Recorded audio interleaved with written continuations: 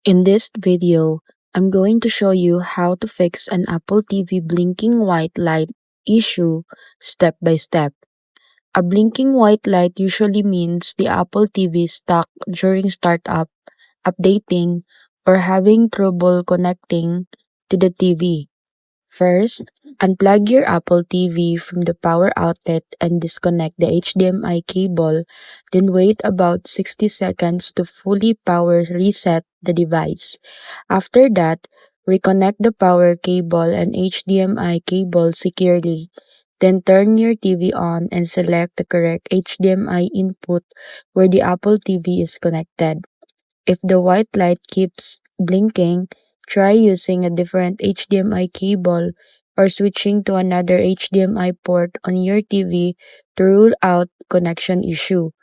Next, restart your Apple TV by unplugging it again, then plug it back in and leave it powered on for a few minutes to see if it finishes booting.